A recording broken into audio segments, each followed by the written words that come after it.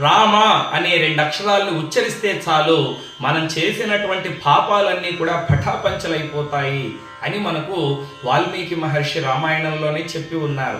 రాశబ్దర ఉచ్చర మాత్రేణ ముఖ నిర్యాంతర పాతక పునః పాపభీత్యాచ మకారస్తు కవాటవాత్. రా అనగానే మన 2 పెదవులు తెరుచుకుంటాయి. అప్పుడు మన లోపల ఉన్నటువంటి పాపాలన్నీ కూడా బయటికి వస్తాయి. మా అనగానే 2 పెదవులు మూసుకుంటాయి.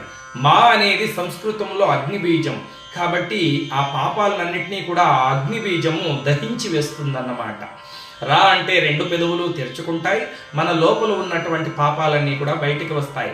మా అంటే 2 పెదవులు మూసుకుంటాయి, ఆ పాపాలన్నీ కూడా పటాపంచలైపోతాయి. మనం చేసినటువంటి పాపాలని తొలగించేటువంటి మంత్రమే శ్రీరామ మంత్రము. అందుకే విష్ణు సహస్రనామంలో కూడా పరమేశ్వరుడు పార్వతీదేవితో చెప్తాడు, పార్వతి, విష్ణు సహస్రనామాన్ని పూర్తిగా చదవలేనటువంటి వాళ్ళు శ్రీరామ రామ రామేతి రమే రామే మనోరమే సహస్రనామ తస్తుల్యం రామనామ వరాననే.